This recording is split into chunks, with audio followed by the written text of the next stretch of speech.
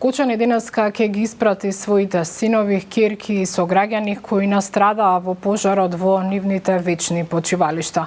Во трагедијата која ја потреса целата земја во неделата рано наутро, загинаа 59 лица, а над 150 се повредени.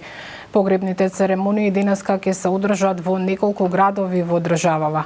Според информациите од Центарот за управување со кризи, погребите ќе започнат во 11 часот во Штип, продолжуваат во 12 часот во Кочани, а во 13 часот во Облешево.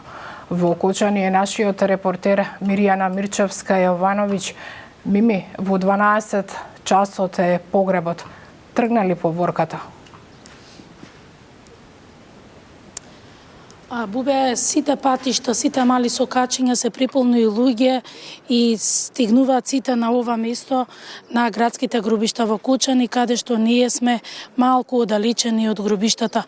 Поворката тргна. Граѓани со фотографии од нивните блиски одеа по главната улица, позади нив одеа возилата каде што се посмртните останки на починатите нивни сограѓани. 59 луѓе загинаа во оваа стравична несреќа, а денеска овдека ќе бидат погребани во 12 часот 31.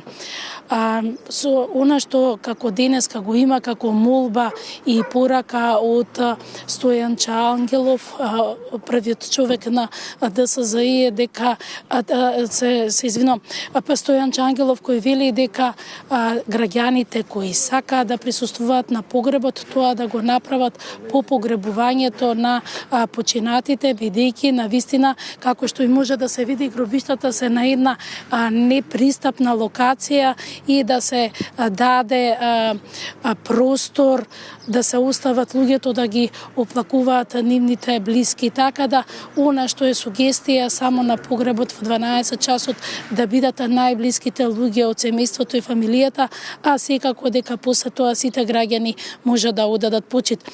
Дел од граѓаните кои доаѓаат овдека стојат одстрана и ги поздравија нивните сограѓани кога поминува возилата со посмртните останки. Она што треба да го кажеме, се уште треба да бидат внимателни и новинарите, фоторепортерите и снимателите кои денеска ни беше посочено дека треба да бидеме на одредена оддалеченост за да не направиме гневка и луѓето и да бидеме внимателни во етиката.